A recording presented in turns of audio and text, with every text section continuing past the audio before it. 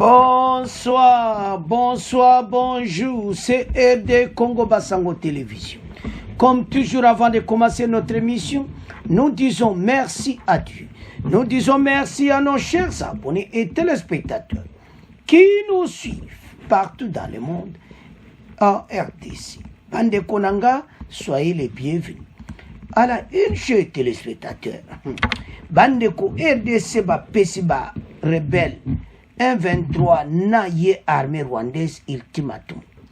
Malgré l'ultimatum du ministre des Affaires étrangères, le 1-23 ne montre aucun signe de retrait. Ba retiré. Alors, beaucoup de professeurs ba yeko débattre. Débat ko sakana te bande ko ba luba kesi yini na plateau. Beaucoup yoka oyo ba koloba. Parce que selon Bango, pas mususu bazomona ke fa de ce comitato attaqué ba. Mususu bobolanda parmi ben invité ni le professeur Bob Kabamba. Yé en tout cas za kukumisa pena far décidé. Yazo loba mimba défense la biso. En tout cas, beaucoup yon landa meloto senga. Et sa démocratie, à son opinion là, et bino tant on peut sa réponse bandeko. Bon y a taba point ça très important. Bon loba parce que match est à kuyinda. Donc est wana obaloba kamoto sepeli. Fa de ça ba sa ko attaquer bango, ceux qui va quitter te na malembe. Alors ba Rwanda ba quitter na bango te. Kutu Uganda a commencé à la face ben alors et là on regrette le gouvernement pourquoi tanga ko Uganda ti. Alors ezo sala mawa Uganda azo sala bisoma bi. Sobo landa une émission à Congo News 24. Donc bazo sala pena bisoma bi. Kende kuna so landa de keno yoka ndeni Uganda comme ko tiba frontière na biso pona ko tia kaka désordre. Alors match auto ko gagner mais eza ko sakanati. Mais Tolanda bandeko nanu débat bon après to continuer mission na biso. Et pour en parler, nous recevons Jean-Claude Mbabazé, président de la société civile du territoire de Rutshuru au Nord Kivu. Jean-Claude Mbabazé, bonsoir. Oui, bonsoir aux journalistes, bonsoir aux auditeurs de la radio Okapi. Bonsoir également à tous les co-débatteurs qui sont avec qui on sera ensemble pour le débat. Également dans cette émission ce soir, Bob Kabamba, bonsoir. Bonsoir à vous, bonsoir aux auditrices et auditeurs de Radio Okapi. Vous êtes politologue, professeur à l'université de Liège en Belgique et enfin Dadi Saleh, docteur et spécialiste en développement pour les pays du Sud et enseignant dans plusieurs universités et instituts supérieurs de la République démocratique du Congo et d'Afrique. Dadi Saleh, bonsoir. Bonsoir et bonsoir à tous. Ce soir, la thématique de notre émission, c'est la situation sécuritaire à l'est de la République démocratique du Congo. Un dernier ultimatum ayant expiré dimanche dernier avait été donné au M23 par le gouvernement pour se retirer des positions sous son contrôle. Mais 2 jours après l'expiration de cet ultimatum gouvernemental, aucun signe d'exécution n'est jusqu'ici observé sur le terrain. Les rebelles du M23 ne montrent aucun signe de vouloir se retirer des zones qu'ils occupent sur le terrain. On observe par contre des agitations relayées aussi par plusieurs acteurs locaux. La situation à ce jour de cette problématique dans cet entretien entre Bernardin Nyangi et Guy Maté. Bernardin Nyangi, bonsoir. Comment se présente la situation aujourd'hui? Bonsoir Guy Maté. En fait, à l'expiration de ce délai accordé aux rebelles de libérer l'intégralité de l'espace sous leur contrôle au 24 septembre, d'aucuns attendaient un lancement des offensives des FARDC pour les y contraindre. Mais jusqu'ici, c'est un calme précaire qui s'observe 2 jours après cet ultimatum. Plusieurs acteurs, notamment de la société civile du territoire de Massissi, font état des agitations dans la zone de combat. Un mouvement de troupes des rebelles du 1-23 est par exemple constaté dans la chefferie de Butte au territoire de Rutshuru, ainsi que dans la chefferie voisine de Bachal, le territoire de Massissi. Dans ces zones, des sources indiquent que les soldats rebelles sont aperçus portant un important arsenal militaire en mouvement de Rutshuru vers la zone de Massissi, visiblement pour renforcer en armes et en hommes les anciennes positions qu'ils avaient déjà pourtant dégarnies en faveur du déploiement de la force régionale de l'EAC. Est-ce qu'il y a déjà des affrontements signalés dans la zone? Affirmatif, Guy. Selon plusieurs informations en notre possession, des affrontements ont opposé À plusieurs reprises, la semaine dernière, les rebelles du M23 aux combattants Wazalendo dans la zone de Boussumba, par exemple, ouest de Kichanga, c'est dans la chefferie de Bachali, territoire de Massissi. Mais aussi, pas plus tard qu'hier lundi, d'autres affrontements ont opposé toujours les rebelles du M23 aux autres Maï Wazalendo dans la zone de Nyamitaba, précisément dans le village Niramuguru vers 5 heures du matin. Là, c'est toujours dans les Bachali, groupement de Bachali Kaembe. Nos sources dans la zone indiquent que les Wazalendo auraient tendu une embuscade aux rebelles du M23 qui tentaient de se déployer vers Karenga, près de la cité de Sake. Et donc, la zone reste instable. Et les FARDC, est-ce qu'elles interviennent dans ces affrontements? Jusqu'à présent, Guy, cette hypothèse n'est pas confirmée. Nous avons contacté au moins à 2 reprises le porte-parole du gouverneur militaire du Nord Kivu, le lieutenant-colonel Guillaume Njike, à ce sujet. Sa réponse reste claire. Les FARDC respectent encore le mot d'ordre de cessez-le-feu édicté par le chef d'État de la région EAC. Il tient toutefois à préciser que si les rebelles continuent à menacer les civils, ils devraient s'attendre à une réponse appropriée de l'armée congolaise. Voilà tout, Guy Maté. Merci beaucoup, Bernardin Nyangui. Merci à vous, Guy Maté. Bonsoir. Jean-Claude Mbabazé, président de la société civile du territoire de Rutshuru, dans la province du Nord Kivu. Il y a donc 2 jours, le gouvernement congolais renouvelait cet ultimatum au M23. Et s'il y a des Congolais qui devaient être attentifs à écouter pareil message, c'est bien la population de la province du Nord Kivu. Vous qui êtes là-bas, avez-vous l'impression que ce message, cet ultimatum de la RDC a été entendu déjà par les populations elles-mêmes? Oui, merci beaucoup. Donc, peut-être de commencer à répondre à votre question. Je voudrais encore une fois présenter ma compassion à toute la population du Nord Kivu en général, de Rutshuru, Massissi, Nyiragongo en particulier, pour ces moments, en tout cas très longs, qui viennent de passer entre les mains de cette route du M23, avec tout ce qu'il y a comme conséquence sur la vie socio-économique de la population. Donc, pour revenir à votre question, en tout cas, il faut dire clairement que il est vrai que la population a reçu vraiment avec un espoir cet ultimatum déclaré par le gouvernement congolais via le ministre des Affaires étrangères. Et bien évidemment, la population, en tout cas, attendait une réaction farouche de la part du gouvernement parce que elle est fatiguée, en tout cas, avec ce qui se passe dans ces entités. Mais également, il faut dire que la population, en tout cas, soutient totalement son gouvernement, mais elle est quelque peu déçue de voir que 2 jours après, il n'y a rien qui est fait. Mais Jean-Claude Mbabazé, ouais. Si la population, selon vous, a bien reçu ce message, avez-vous l'impression que le M23, là où ils sont, ont entendu ce message, l'ont reçu, et qu'est-ce qui, selon vous, explique que 2 jours après, ils n'ont pas bougé le simple petit doigt? Bon, il faut dire que le M23, c'est vrai, ils ont entendu le message, mais ils ne l'ont pas reçu tel que le veut le gouvernement. Vous savez que la logique du M23, c'est vraiment de conquérir les entités telles qu'il l'a fait dans le passé, mais également pour le moment, le M23 continue à presser qui est des négociations.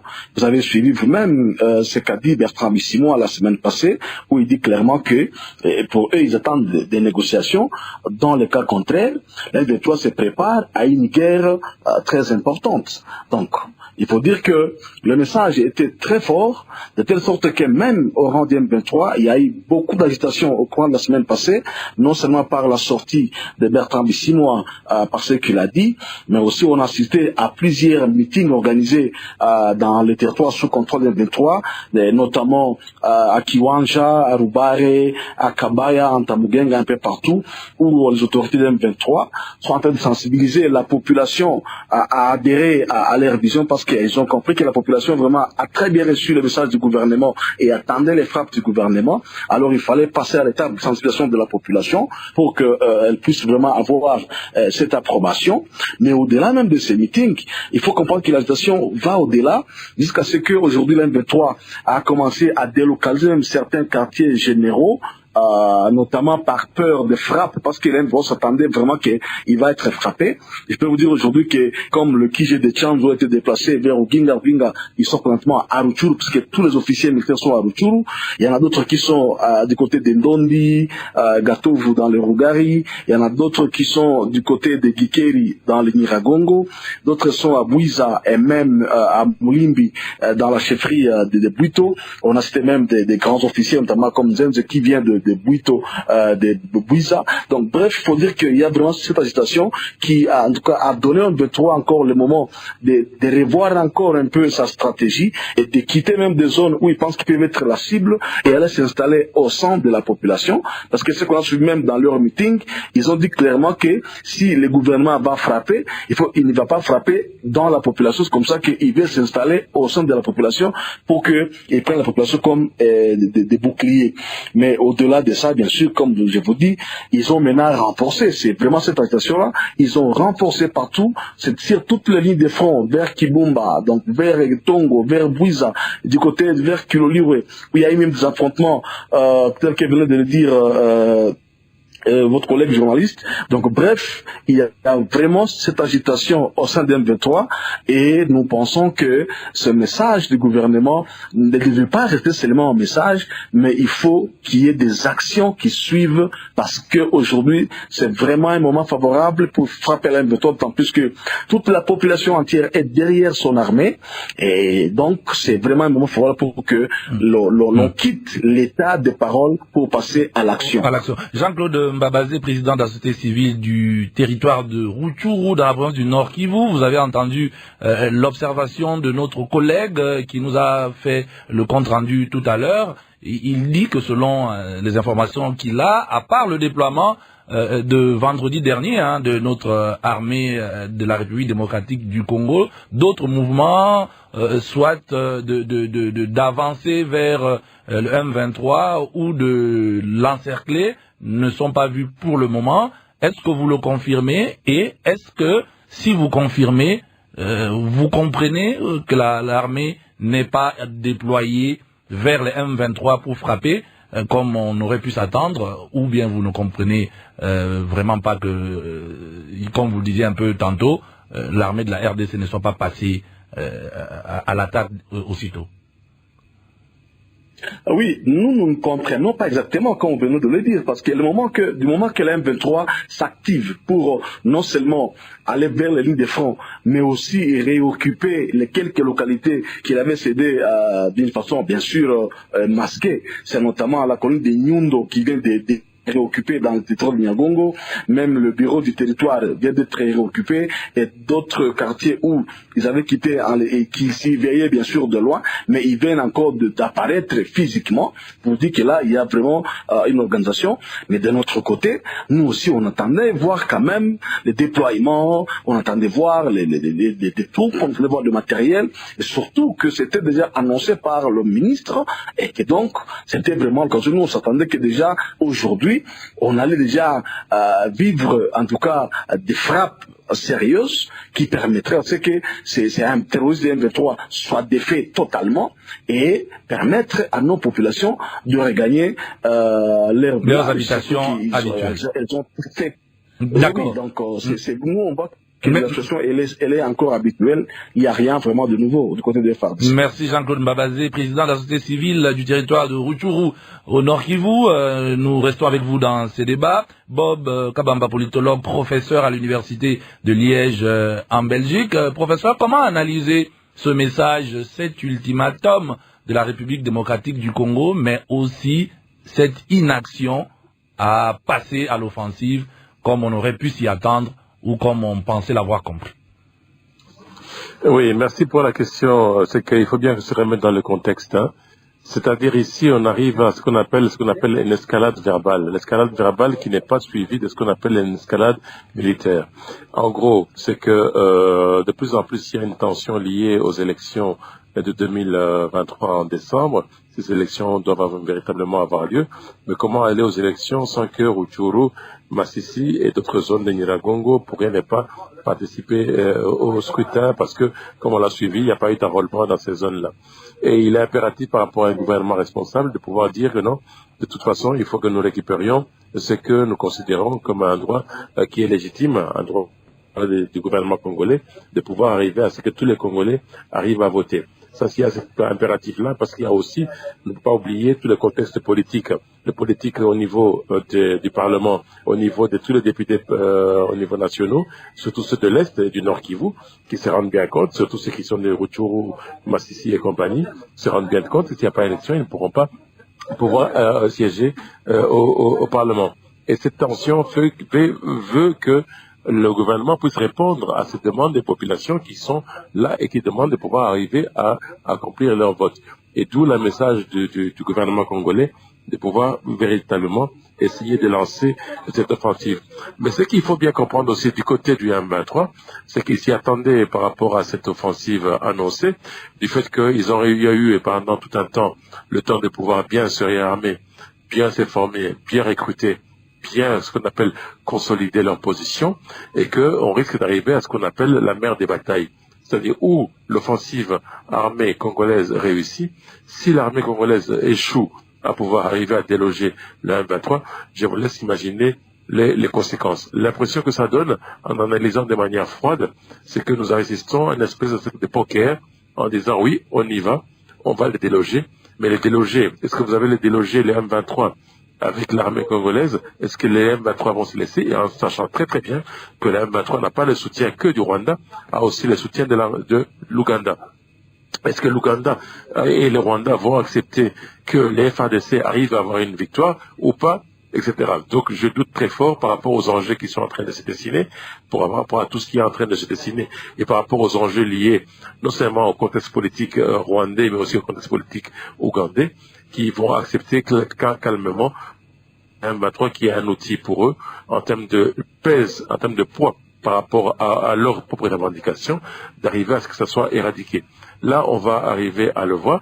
Si l'offensive se fait, et je doute vraiment très fort que le Rwanda reste passif, d'autant plus que le Rwanda a déjà signalé à plusieurs reprises qu'il y a maintenant des preuves évidentes que même le Corneille Nangaa, l'ex-président de la CENI, avait même affirmé qu'il y a des FDLR qui sont dans la garde républicaine, que le gouvernement congolais a déjà reformé les bataillons des FDLR dans l'objectif de pouvoir véritablement être des supplétifs aussi de l'armée congolaise. Or, le Rwanda considère les FDLR, quel que soit leur niveau, comme une menace. Et n'oubliez pas ce qu'on appelle par rapport au régime rwandais, ils appellent toujours que, quelle que soit la menace, quel que soit le niveau de menace, il faut l'éradiquer. Et donc, si l'offensive se fait, ça veut dire que l'offensive ne va pas s'arrêter uniquement par rapport au M23, et risquerait de pouvoir embraser la région, ça veut dire le Rwanda et aussi l'Ouganda. Et est-ce que ces deux pays vont accepter de s'asseoir, de pouvoir regarder tranquillement l'offensive de l'armée congolaise sans réagir? Ça, j'ai doute fort. Et donc, clairement, je pense que s'il y a une offensive, nous risquons d'arriver à un basculement, soit un basculement qui va avoir une répercussion un peu durable, non seulement sur le contexte congolais, mais aussi dans tout le contexte de la région. Professeur Bob Kabamba, juste récemment, l'armée de la République démocratique du Congo n'a pas été à elle seule capable de vaincre la menace M23 et de sécuriser l'Est de la République démocratique du Congo. Pensez-vous que quelque chose s'est passé entre-temps? Est-elle devenue, à l'heure où nous parlons, capable de mener une telle offensive telle qu'on a pu, on a eu l'idée de l'entendre? Et puis, désormais, selon vous, que devient le rôle des autres forces invitées dans la même problématique? Alors, il y a plusieurs choses que vous me posez comme question. Vous devez savoir que l'armée congolaise a le bénéfice de plusieurs groupes supplétifs qu'on appelle des groupes supplétifs, qui étaient des groupes armés qui devaient entrer dans un processus qui était dirigé par Uhuru Kenyatta, on appelle ça le processus de Nairobi, mais avec les décisions du gouvernement congolais, notamment la question de pouvoir créer des supplétifs de l'armée, et ces supplétifs deviennent qui étaient les anciens groupes armés qui devaient être désarmés, identifiés, localisés, ainsi que cantonnés pour être désarmés et réinsérés au niveau de la société civile, au niveau de leur communauté. Ces groupes se retrouvent désormais comme ce qu'on appelle les groupes supplétifs et donc ne sont plus concernés par le processus de désarmement et de cantonnement. Et alors, à côté de ça, vous avez aussi des groupes de mercenaires qui sont présents à Goma, parce que tous les rapports sont clairs là-dessus. Et ces groupes de mercenaires qui sont en train de former non seulement les supplétifs, mais aussi l'armée congolaise. Et donc, ces éléments permettent, entre guillemets, au niveau du gouvernement congolais, de penser qu'ils ont suffisamment de force pour arriver à éradiquer le M23. Maintenant, en face, on a la question liée du M23 qui n'est pas que M23, comme vous le savez. Le M23, comme je l'ai dit tout à l'heure, c'est aussi le Rwanda, c'est aussi l'Ouganda. Et ce que je suis toujours étonné à chaque fois, que le gouvernement congolais ne mentionne jamais l'Ouganda. Parce que les renforts, tout ce qui est renfort du M23, tout ce qui est renfort de munitions, tout ce qui est renfort, etc., ne passe pas par le Rwanda, passe par l'Ouganda. Et chaque fois, le gouvernement congolais ne stigmatise pas l'Ouganda, mais stigmatise toujours le Rwanda et pas l'Ouganda. Et bien, en sachant très bien, dans ce contexte-là, comme je l'ai dit tout à l'heure, ça sera difficile pour l'armée congolaise, de mon point de vue, d'arriver à vaincre le M23 qui a derrière lui ces différents éléments que je viens de mentionner. Merci, professeur Bob Kabamba Dadi Saleh, docteur et spécialiste en développement pour les pays du Sud et enseignant dans plusieurs universités et instituts supérieurs de la République démocratique du Congo et d'Afrique. Quelle est votre lecture de cette nouvelle problématique de l'ultimatum qui a été donné, qui est expiré et pour lesquels on n'est pas encore en train de voir les effets entraînant les conséquences d'un manque de respect de cet ultimatum? Oui, merci beaucoup. Je vais essayer de ne pas répondre à ce que mes co-débatteurs viennent de dire. Et j'ai des sentiments qui sont un peu contradictoires. Le premier sentiment, c'est que se féliciter d'abord le gouvernement, tout simplement parce que c'est quand même du courage de déclarer que dans 2, 3, 4 jours, ils doivent déjà partir et on les attaque, qu'ils ne partent pas. Et qu'il y a même des rumeurs, parce que j'ai pas vu des documents, disant que le ministre était prêt à démissionner au cas où, d'ici là, on n'arrive pas à gagner cette bataille qui est une guerre. Donc j'encourage ces langages-là, parce que nous sommes au moment où on doit être capable de nous battre. Donc, en termes de communication, j'estime qu'il y a des erreurs, oui, mais ça peut changer un peu de donne, un peu chez tout le monde. Je pense que les gouvernements, c'est même pourquoi il a fait une telle communication. Mais le deuxième sentiment, c'est que je pense que ça risque d'être une erreur stratégique. Et mes deux co-débatteurs viennent de le dire déjà. Premièrement, pourquoi? Parce qu'on n'avertit pas à son adversaire qu'on doit l'attaquer. Je pense que le président de la société civile, qui a été plus éloquent que ça, il a bien démontré que sur le terrain, j'ai confié ces informations, dans l'M23 a pris des précautions. Et exactement, totalement, et continue à prendre des précautions. Donc, c'était inutile d'annoncer sa stratégie. Donc, nous pensons que ça aurait des effets sur le plan diplomatique. Ce n'est pas vraiment sur le plan de la guerre sur le terrain. Peut-être sur le plan diplomatique, bien sur un autre plan, c'est possible. Mais sur le terrain, non, ça ne peut pas avoir des effets assez stratégiquement positifs. C'est pas correct. Alors, si on prend l'autre angle, on se dit, le gouvernement congolais a annoncé. Mais c'est quoi cette histoire-là? Nous avons un problème parce que nous sommes devant des terroristes. Il faut maintenir l'aspect officiel. On est devant des terroristes, du supplétif, comme le gouvernement l'a dit et nous sommes d'accord, du Rwanda, et nous confirmons de l'Ouganda. Et des néocolonialistes d'ailleurs, hein, des entreprises multinationales, etc. Donc, je préfère, en tant que panafricaniste, prendre un peu une sorte d'adage. Les serpents entrent dans votre maison et en train de vous mordre, n'est-ce pas, des terroristes, et en train de vous mordre, de tuer tout à son passage, et vous annoncez aux serpents que, bon, écoutez, maintenant je vais vous attaquer, vous devez sortir. Non, c'est pas possible. On n'annonce pas. On tue les serpents avec tout le moyen qu'on a, et ou bien on le fait, on met des couloirs, on les fait cuire, c'est la maison. Et avec des stratégies, effectivement, surprendre les serpents et tout le reste, donc, le fait des surprises perdues, et nous pensons effectivement que cette communication est négative aussi dans le sens où nous attendons des actions. La population congolaise, de tout de Bunagana, au fond, de toute la République démocratique du Congo, en a marre des discours. Il précise effectivement que le ministre, le président de la République, font partie du pouvoir exécutif, pas du pouvoir, comment on appelle ça, du pouvoir peut-être philosophique ou bien législatif. Non, ils doivent agir, ils doivent exécuter. Et maintenant, à ce moment précis, le peuple s'attendait, par exemple, à l'application de l'article 53 de la Constitution, qui dit effectivement qu'on doit se battre avec tous les moyens. Et là, nous parlons des pays, mais je parle directement de Wazalendo. Les Wazalendo que nous sommes en train d'encourager, le préa, se battre, que nous sommes en train d'encourager, qui entrent peut-être dans cette catégorie des supplétifs. Ça va. On devait avoir une mobilisation au zénith, parce que c'est un peu comme si le gouvernement congolais néglige cette affaire. Cette affaire est grave et gravissime, parce qu'on sait que ça tient de tous d'autres pays. C'est pas seulement 2-3 personnes qui se sont décidées. C'est toute une armée du Rwanda qui renforce, comme un de mes co-débatteurs l'a dit, et toute une armée de l'Ouganda. Les rapports de l'ANES sont clairs et les rapports des Nations Unies. L'Ouganda est impliqué, très sérieusement. Le Rwanda est impliqué, très sérieusement. Donc, nous ne devons pas faire la politique un peu de l'Autriche et une diplomatie naïve. Donc moi, je pense effectivement qu'aujourd'hui, l'article 63 de la Constitution, qui n'a jamais vraiment été appliqué comme il faut, devait être appliqué, ainsi que l'article 86. L'article 86, c'est déclarer la guerre.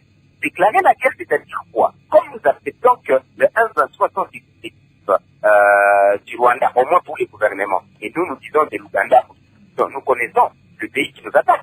Nous ne disons pas que nous devons être des battants en guerre, s'il vous plaît. Non. Je ne dis pas qu'on doit aller, comme quelqu'un l'a proclamé, essayer de prendre... Non, je ne dis pas dans cet angle-là. Je dis tout simplement que parfois, la meilleure défense, c'est l'attaque. Nous n'avons jamais, la République démocratique du Congo n'a jamais pris des options pour aussi attaquer à la mesure du possible, comme je suis en train de le dire. Donc je pense que dans ce sens-là, nous semblons être un peu les dindons de la face.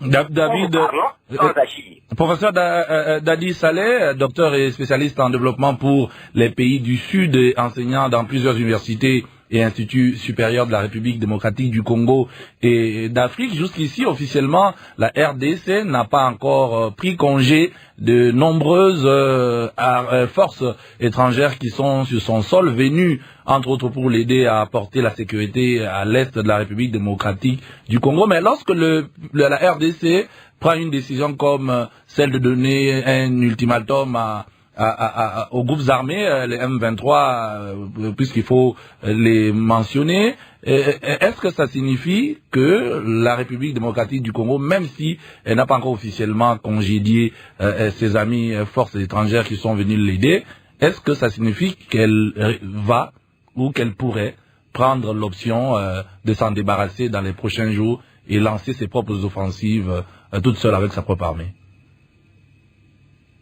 Je pense que c'est un peu illogique. Parce que si la République démocratique du Congo accuse l'immobilisme de ses autres forces, effectivement, et la République démocratique du Congo parle même de trahison, n'est pas, de certaines forces dans ces cadres-là. Donc, ça ne serait pas le moment d'attaquer avant de faire partie de ces forces-là. Parce qu'il faut dire que, par exemple, l'Eastern African Community, toutes ces forces sont à Goma. Eh bien, je peux vous le dire, ils sont effectivement à Bunagana. Et plutôt vers les retours, nous les savons, des postes avancés. Donc, la République démocratique du Congo risque de se retrouver devant, entre guillemets, des amis qu'il est en train de chasser qui deviennent des ennemis directement. Donc, sur le plan stratégique, ce n'est pas très malin, je suis désolé, parce que ce qui serait très malin, si nous avons des soupçons, parce que si nous voulons que force-là puisse partir, c'est parce qu'il y a des soupçons que ces forces-là ne marchent pas pour nous, pour les intérêts de la République démocratique du Congo. Donc, il fallait faire partir d'abord ces forces-là le plus rapidement possible. Et maintenant, nous avons le champ de ne pas nous retrouver avec des gens derrière nos dos en train de concocter des petits plans pour trahir et tirer sur nos soldats et de décourager. Je suis désolé, je ne suis pas spécialiste militaire, mais au moins je suis spécialiste en développement. Et des pays du Sud, nous connaissons qu'il y a des conflits ouverts entre le Rwanda et la République démocratique Congo, entre l'Ouganda. Donc, on ne peut plus se poser des questions. Est-ce que, comme un de nos débatteurs l'a bien dit, est-ce que le Rwanda pourra entrer même à travers les frontières de Tchangougou, à Bukavu, ou bien à Goma. Je vous répète, oui. Si franchement, les Rwandais continuent à soutenir mordicus le M23 avec cette menace grandie de FDLR, donc effectivement c'est l'embrasement. Un de nos co-débatteurs l'a dit. C'est-à-dire, nous devons être plus malades. Nous déclarons la guerre une fois pour toutes parce que, point conséquent, parce qu'au fond, on ne peut pas faire des omelettes sans casser les œufs. Merci, effectivement, depuis plus de 25 ans, c'est ça le problème. Merci, Dadi Saleh, docteur et spécialiste en développement pour les pays du Sud et enseignant dans plusieurs universités à travers l'Afrique. Merci à vous tous qui réagissez pendant cette émission, aussi bien par les moyens classiques que sur Internet. Vous êtes nombreux. Merci à suivre cette émission. Nous ouvrons donc le standard à nos auditeurs. Et pour vous, professeur Dadi Saleh, nous allons écouter cet auditeur, Rémi Lokonga. Rémi Lokonga depuis Kisangani dans la province de la Tchopo. L'ultimatum donné au M23 par le gouvernement congolais est un non-événement face à ces mouvements rebelles qui estiment avoir une supériorité par rapport à la FRDC en termes de force et de la puissance de fait sur le terrain de combat. Pour preuve, à chaque fois que les affrontements opposent les forces loyalistes avec ces rebelles, ce sont toujours ces derniers qui finissent à gagner du terrain au détriment des forces gouvernementales. Nous ne comprenons pas comment notre armée se comporte à la défensive en lieu et place d'attaquer les rebelles qui continuent à occuper une partie importante du territoire national depuis plusieurs jours. Le gouvernement congolais doit savoir que ce n'est pas en dorlotant ceux qui prennent des armes contre l'État qu'on va éradiquer l'insécurité dans ce pays, mais plutôt avec la force de frappe que l'ennemi sera contraint de se retirer du territoire occupé et de déposer les armes. Professeur Dadi Saleh, quelle réponse donner à cet auditeur qui nous appelle depuis Kisangani? Je pense qu'il a fait une belle analyse, mais nous devons noter quelque chose en tant que stratège, c'est que parfois il y a des balles d'essai, n'est-ce pas? Est-ce que c'est ce que les gouvernements sont en train de faire pour comprendre comment réagiraient les forces du M23 par rapport à une attaque que les gouvernements mèneraient?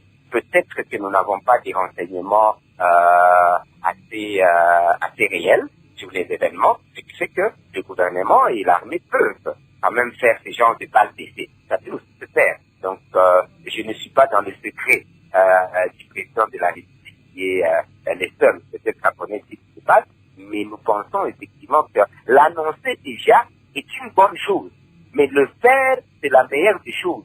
Ça serait quand même aberrant, donc je donne un peu plus de, comment on dit, de bénéfice des doutes au gouvernement. Ça serait aberrant de dire à toute une population que nous attaquons et que 2 jours, 1 semaine, 2 semaines après, parce que même après 2 semaines, il n'y a pas de problème. L'essentiel, c'est d'attaquer le plus vite possible et au moment comme il faut. Donc, pas d'essai, ils annoncent et ils voient un peu les déploiements de l'ennemi. Si c'est le cas, je serais content personnellement comme stratégie, parce que si on n'a pas des renseignements nécessaires, peut-être que notre renseignement n'a pas été capable d'avoir des éléments, c'est pas d'essai peut-être acceptable. Mais ici, on attaque, que ce soit dans 1 semaine, que ce soit dans 2 semaines, qu'on déclenche une force.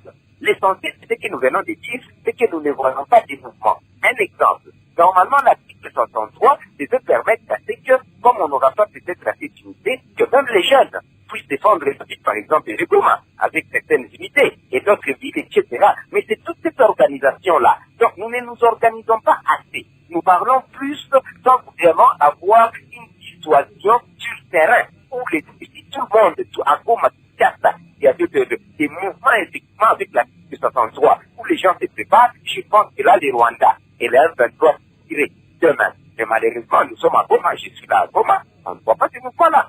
La jeunesse ne se prépare pas. Donc on se dit, mais qu'est-ce qui se passe? Donc voilà la difficulté. Pas le PC, ça marcherait, mais on a plus besoin d'action militaire vers le terrain. Des parents. Merci, professeur Dadi Saleh. Landry sur Facebook dit Radio Okapi est invité. Pourquoi vous donnez plus de crédit aux ennemis qu'a l'armée congolaise dans tous les débats. C'est son point de vue. Il y a Alain qui dit je suis congolais, je soutiens les FRDC, cependant je retiens une chose, il est facile de déclencher une guerre, mais difficile de la terminer. Regardons l'Ukraine, etc., etc. Merci de réagir aussi. Il y a Ntumba qui dit bonsoir Radio Okapi. Voilà, c'était juste une salutation. C'est plutôt Liévin qui dit l'attente de la population congolaise est de voir l'ensemble du territoire national au contrôle des FRDC. Paradoxalement, la politique et stratégie militaire sont discriminatoires, ce qui donne cet effet, etc., etc. Ce qu'il écrit ne se voit pas. Alors, professeur Bob Kabamba, politologue, professeur à l'université de Liège en Belgique, pour vous, nous allons écouter cet auditeur qui nous appelle depuis Goma. Ferdinand Kendamina, à partir de Goma, dans la province du Nord Kivu. Je crois que notre armée a suffisamment eu le temps de se préparer avant de pouvoir lancer cette offensive. Je crois aussi que ça sera le dernier assaut contre les rebelles du M23. Nous avons longtemps pleurniché, nous avons fait preuve de tolérance, mais malheureusement l'ennemi n'a pas écouté toutes les voix, notamment celles diplomatiques. À cet effet, nous devons de capitaliser tous les échecs répétés et depuis la prise de Bunagana pour enfin mettre l'ennemi hors de notre territoire. Cela permettra à ce que l'armée regagne la confiance de la population. Trêve aux discours et aux communiqués de presse, l'heure à la bataille. Mettons aussi à profit la confiance de la population pour gagner cette guerre une fois pour toutes. Professeur Bob Kabamba. Oui, merci pour la question. Je voulais revenir un petit peu par rapport aux commentaires, par rapport à l'auditeur qui parlait que Radio Okapi est tout le temps contre les FRDC. Mais il faut bien comprendre l'opinion publique congolaise. Et que quand on parle par rapport à toutes les questions de l'insécurité, on a l'impression que nous sommes uniquement en train de parler du Nord Kivu. Je dois vous parler aussi de l'Ituri. Je vous signale qu'à l'Ituri, il y a des massacres qui sont en train de se perpétuer. Il y a des personnalités et des gens qui sont en train de mourir presque tous les jours dans l'Ituri et pour lesquels il n'y a pas encore d'arriver à ce que il y ait une justice et que l'armée arrive à résoudre les questions liées au Codeco et d'autres groupes armés qui sont actifs là-bas.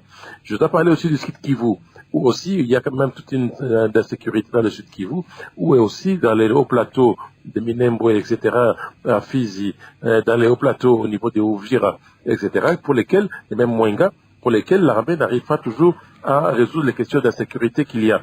Et je peux parler aussi de Kwamut, parce que là, on oublie souvent, chaque fois quand on parle de l'insécurité, on toujours parler que du Nord Kivu, du M23, qu'on oublie tout ce qui se passe ailleurs. Et d'où, puis les sentiments qu'il y a par rapport à l'opinion publique congolaise, qui dit de manière sans ambiguïté que l'armée congolaise n'arrive pas à assumer les prérogatives constitutionnelles qui ont de la sécurisation du territoire.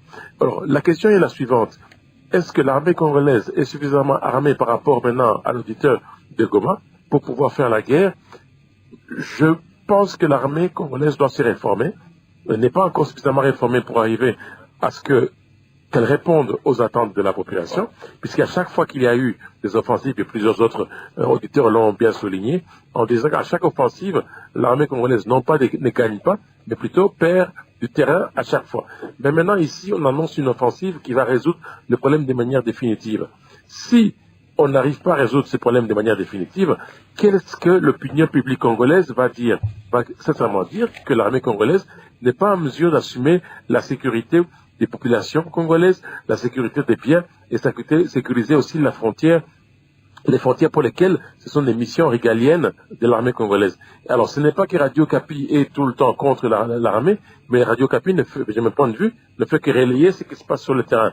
Et que aussi l'opinion publique congolaise voit tous les jours ce qui est en train de se passer, et à ce moment-là, elle prend position. Donc de mon point de vue, sans ambiguïté, le problème est le suivant, c'est que est-ce que l'armée congolaise est prête, même le ministre des Affaires étrangères lui-même, Lutundula, l'a déjà dit à plusieurs reprises, que l'armée congolaise fait face à deux armées. Quelles sont les deux armées? Il parle de l'armée rwandaise et surtout aussi de l'armée ougandaise. Mais bon, chaque fois c'est toujours l'armée rwandaise, mais de manière très claire, oui, si, pour l'instant, on a l'impression que l'armée, à partir du moment qu'ils pensent qu'ils peuvent arriver à résoudre le problème par la force, plutôt que par la négociation, et puis je rappelle que toutes les délégations internationales, régionales, préconisent au gouvernement congolais de pouvoir discuter, mais le gouvernement congolais dit la solution est par l'armée, mais il faut, par rapport aux options qui sont levées, d'avoir les mesures, d'avoir la force par rapport aux options qui sont levées.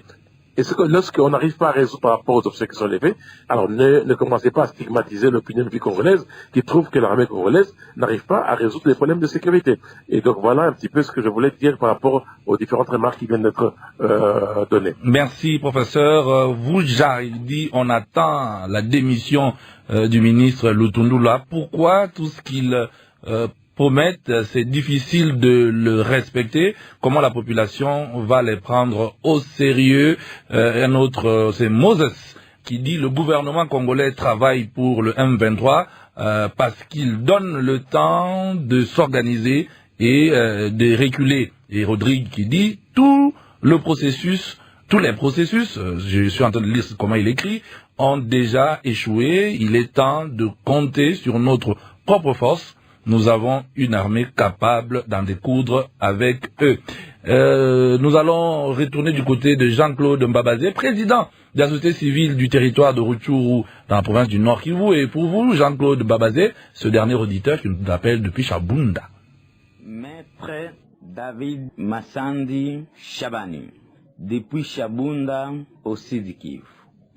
Cet ultimatum n'aura aucun impact sur terrain, du fait qu'il a été lancé en vertu des démarches diplomatiques. Et les M23 n'est tenu à son respect. Plutôt, faciliter ces derniers de bien renforcer ses positions pour faire face au FARDC. Il est donc important que les gouvernements sachent, c'est honteux de faire plus d'une année de guerre avec une rébellion, malgré soutenu par un État voisin, sans trouver une piste de solution. La population est tuée du jour au jour. Elle est soumise aux travaux forcés. Alors qu'il y a un gouvernement. D'où cette déclaration est politique du fait de la non-réalisation des promesses politiques. Le peuple souhaite le départ de la force de l'EAC, qui est l'agent des renseignements du M23. Jean-Claude Mbabazé, président de la société civile du territoire de Rutshuru dans la province du Nord Kivu. Qu'est-ce que vous pensez de cette position du dernier auditeur qui nous appelle depuis Chabunda, mais aussi de manière globale de ce que pensent ou ont déclaré ce soir dans notre émission le reste de la population congolaise? Oui, merci. Donc, je m'excuse parce qu'à un moment donné, ça a coupé, je n'ai pas bien suivi ce qu'ont dit les auditeurs. Mais avant peut-être de répondre à ce que vient de dire l'auditeur, je voudrais quand même un peu revenir sur ce qu'a dit le professeur Kabamba, que je salue en passant. Et il a posé quand même la question de savoir si le Rwanda, l'Ouganda vont rester passifs face à l'ultimatum. Non, en fait, on doit être clair. C'est que ce qui se déploie pour l'instant, ce ne sont pas les militaires des M23, ce sont des éléments RDF qui se déploient sur la ligne des fronts. C'est le Rwanda qui est sur la ligne des fronts. Et c'est les Rwandais qui préparent les assauts et les attaques contre nos FARDC. L'Ouganda, il n'est pas exclu, ils sont là. Et d'ailleurs, je vous informe que ce soir, au moment où on est en train de parler dans cette émission, il y a un militaire même de l'EAC ougandais qui vient d'être arrêté à Rwanguba parce qu'il est en train de fuir. Il dit que lui, il n'est pas venu combattre, il n'a pas le temps de combattre au Congo. Il vient d'être arrêté par les comités de sécurité du M23. Et donc, c'est pour dire que tous ces deux pays-là, ce sont ces pays qui sont sur la ligne des fronts. Donc, il n'y a pas de question de passivité, c'est plutôt eux qui sont à la ligne des fronts. Et pour revenir à la question de notre frère David Chabani, bon, écoutez, je crois qu'il a totalement raison. Donc, tel que même l'a dit le professeur Dadi Saleh, il a dit on ne peut pas penser vouloir attaquer un ennemi et lui prévenir encore une fois qu'on va l'attaquer. Non, ça c'est pas une bonne stratégie. Ça veut dire que le gouvernement ne devait pas, en tout cas, commencer à lancer des ultimatums. On est en train de voir parfois même des missions des commandants des FARDC qui sont, en tout cas, filmés, on publie même des vidéos où les commandants sont en train d'aller inspecter des troupes. Tout ça, ça donne quand même à l'ennemi le temps de dire voilà ce qui se prépare. Et donc c'est pas une bonne stratégie. Nous pensons que il est grand temps que, au lieu de passer dans des chaînes de télévision, dans des radios en train de dévoiler des stratégies, il devait plutôt se taire et surprendre l'ennemi, le frapper. Et nous, ce qu'on attend, en tout cas, comme on a dit, l'auteur venait de le dire, c'est pas l'annonce de l'ultimatum. Nous, l'annonce, ça ne nous arrange à rien. Il faut passer à l'offensive. Jean-Claude Mbabazé, président de la société civile du territoire de Rutshuru dans la province du Nord Kivu. Nous sommes malheureusement en train de terminer cette émission. Alors, pour le moment, la RDC n'a pas encore réagi en termes d'offensive. Comment voyez-vous la suite? Vous pensez que après cette émission, après les critiques que nous sommes en train de faire et d'autres personnes sont en train probablement de les faire, vous pensez que la RDC va passer à l'offensive dans les jours qui viennent, ou bien nous devons considérer cet ultimatum comme juste de la communication et que finalement ce face-à-face de la RDC avec l'insécurité ne sera résolu que par le dialogue? Bon, moi, je crois que la population de Nord Kivu n'a pas les raisons de penser. La population veut voir les FARDC lancer des attaques contre la M23. On a longtemps entendu, en tout cas, cette étape. Il est grand temps parce que les gens souffrent quand même. Les gens passent des moments très difficiles. On ne peut pas continuer à souffrir face, en tout cas, à tout ce qui se passe. Et la population veut, en tout cas, voir les FARDC entrer dans le jeu, frapper tous ces bandits qui nous insécurisent, surtout qu'il a en tout cas ce soutien-là. Et que donc, pour la population, en tout cas, il n'est plus question de tergiverser, et surtout pour la population, on ne veut plus entendre les mots retrait ou repli stratégique. Ça, on ne veut plus écouter ces mots-là. Nous voulons que quand les FARDC vont lancer les opérations, qu'ils y aillent avec détermination, avec vraiment cet engagement-là, d'en découdre et d'en finir une fois pour toutes. Parce que, comme on dit là, si on ose encore faire de la blague comme on en avait fait la fois passée, c'est des vies humaines qu'on veut mettre encore en danger, et que donc les FARDC doivent être conséquents, le gouvernement doit être responsable.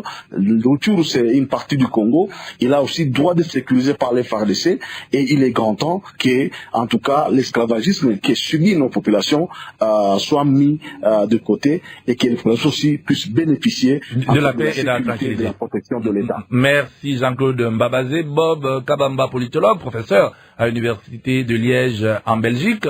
Comment voyez-vous la suite de cette problématique? Est-ce que c'est finalement le dialogue qui va encore s'imposer comme jusqu'ici, ou bien à un moment ou à un autre, ça sera le feu contre feu et on verra le résultat à ce moment-là? Oui, merci pour la question. C'est une question fondamentale. Hein. C'est qu'il y a deux issues. Si l'armée et les FARDC arrivent à avancer, l'opinion publique congolaise va être pro FARDC, mais si les FARDC échouent, comme mes co-débatteurs viennent de le dire, l'opinion publique congolaise va basculer pro M23, et malheureusement, de ce qu'on est en train de voir, l'évolution de ce qui est en train de se passer, je crains fort que nous allions vers un basculement de l'opinion publique pro M23 plutôt que pro FARDC, puisque si on assiste encore une fois, on sait qu'il y a des offensives et puis après on recule les plus stratégiques. Je pense que la population de Goma, Bukavu, Chaké, etc. vont sincèrement dire autant que la M23 vienne plutôt que d'être sécurisée par les FARDC. Il ne faut pas oublier non plus qu'il y a eu quand même des signaux très inquiétants, notamment les massacres de la population de Goma, d'une partie de la population de Goma qui ont eu lieu il n'y a pas longtemps, où on a massacré les fidèles de cette église, et qui a entaché sur la question de la sécurisation de ces populations. Et donc, vous imaginez que si l'offensive échoue, je pense que l'opinion publique va se retourner contre les autorités. De l'autre côté, nous allons arriver malheureusement à avoir une espèce de basculement au niveau de l'échiquier politique congolais. Merci Bob Kabamba. Dadi Saleh, docteur et spécialiste en développement pour les pays du Sud et enseignant dans plusieurs universités du pays et d'Afrique. Votre pronostic sur ce qui pourrait être les jours à venir dans cette problématique? Je pense effectivement que le leadership congolais, commençant par le président de la République, on doit être un peu plus sérieux et on doit comprendre. J'attends toujours un rendez-vous que j'ai demandé avec les autorités et les chefs de l'État, mais il faut comprendre que je ne sais pas si l'article 63 de la Constitution et 88 pour faire la guerre existent dans la Constitution comme des fleurs. Ça ne sert à rien.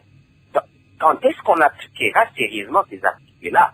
Donc, je pense effectivement, quand on va se prendre au sérieux et cesser des politiques ailleurs, un peu parler justement les mots, ça va, tout le monde ne peut pas pour être président de la République, député, rester autorité morale, plutôt que de se concentrer sur le village en train de tuer et que nous puissions tous nous battre comme un seul homme. Ça, c'est le vrai problème. Il y a plusieurs stratégies avec l'article 63 qui peuvent s'appliquer. Je ne dis pas à la radio, ça va, mais les propositions sont là, mais on ne les voit pas, mais c'est pas ça le vrai problème, mais qu'on les applique quand même. Tant qu'on ne se prend pas au sérieux et comprend que la situation est grave, parce qu'on n'est pas en train de parler d'une situation d'une année. Non, ça fait plus de 22 ans que nous sommes traînés dans la boue et nous sommes traités comme on était tchouchou. C'est-à-dire un peu de bon à rien. Alors les Ouazalènes, signifient les patriotes, doivent se mettre ensemble pour libérer la nation. Il n'y a pas d'autre choix. Je vous ai répété, on ne négocie pas avec un serpent. Je me pose des questions, qui est en train de penser qu'on peut négocier avec, entre guillemets, le serpent? Ce n'est pas possible. Heureusement, les chefs de l'État peuvent être sérieux et continuer avec la position. Pas de négociations avec eux. Mais si on ne fait pas de négociations, on doit mettre toutes les batteries. Les gens disent qu'on a déjà utilisé toutes les stratégies. C'est pas possible. Est-ce qu'on a des gens, on a quand même des gens intelligents. C'est quelle stratégie qu'on a déjà utilisée? On s'est un peu battu. On ne s'est pas encore mobilisé. Comme des Bantous, comme tout un peuple congolais. Avec l'article 63, je préciserai peut-être après, on n'était jamais mobilisé. Ni à Kinshasa, ni à Lubumbashi, ni à Kisangani, ni ailleurs, même pas à Goma. Et ça a été demandé par la population. Je pense que les leadership faibles du Congo fait en sorte qu'on nous prend comme des petits enfants, des bons à rien. On doit se décider une fois pour toutes et assumer les conséquences. Merci pour votre participation à cet autre numéro de notre dialogue. Bandeko Tolandi Bissonyos. Après l'expiration dimanche 24 septembre de l'ultimatum lancé la semaine dernière par le vice-premier ministre et ministre des Affaires étrangères, au 1-23 de se retirer des entités qui l'occupent au Nord Kivu, la situation n'a pas changé sur les différents fronts. Les rebelles du 1-23 montrent aucun signe de vouloir se retirer des zones qui l'occupent. De leur côté, les FARDC dirigés par le gouverneur intérimaire se sont déployés vendredi 22 septembre dernier à Moshaki, dans le territoire de Massissi, au Nord Kivu. Alors, Boyo Kasiko Bandeko, match ndengeza mobulu. Ultimatum, obalobake yindi, Boyo parce que ndeto landi exprès wana, Bandeko, oyoki nde batutu na bakesio. Bandeko ebele bazobenga pi bazomona ke FARDC en position à Bitumba. Donc, tokoganye yango. Et comme tatononga monguna, avandi wana pe mingi. Alors, position de force tozanango, ezake match ezobanda. Sadek azana nzela. Ba force ebele kosunga biso baza wana. Et l'autre oloba ezake bato oyo Uganda baza sima na bango. Et baza na territoire na biso. Et loko ni bango ba préparer wana. Et lo ni baza kosala. Donc situation za ya kosakana te. Osomona Uganda bazo kota makambo. Bakonzi fuko banda kotanga Uganda. Bob Kabanga malgré makambo sozolo ba mais musoza a raison. Pourquoi le gouvernement tanga ko Uganda te? Il faut que tanga Uganda maintenant ouvertement. Et surtout makambo basal na SAETC. Et so sala pasi pe mawa. Situation za propriété. Ba Congolais botelema. Match za mubulu. Photo gagner bitumba. FARDC azokende en marche ya kosakana te pona ko gagner bitumba. Mais so senganga na yo tolandi wana biso nyonso ete il faut penza. Ba force na biso za déployer Moshaki ya Masisi au Nord Kivu. Et puis wapi toko lancer offensive et puis toko kena Kibumba avec Kenya na zawana toko zala wana. Donc partout toko zala. Maintenant tu sais bon va quitter bazo quitter te. Ba kena Kiwanzana armée Uganda ba sali siège na ba. Mais ba été ça facilité oyo makambo oyo. Alors, et l'autre osenga était bato nyonso ndenge to sengi était il faut pas bengana Uganda kendi bakite mboka na biso et puis to gagner guerre yo FARDC attaquer bango to ko gagner bitumba match yo za ko sakana te congolais telema pona mboka botala bango na nde batelemi alors bande ko nanga match za mobulu et comme établissement yo sima FARDC alors to bana ko na faire mission pour continuer à s'abonner massivement na RD Congo Basango bo panza et extrêmement bon partager. Au revoir, à la prochaine.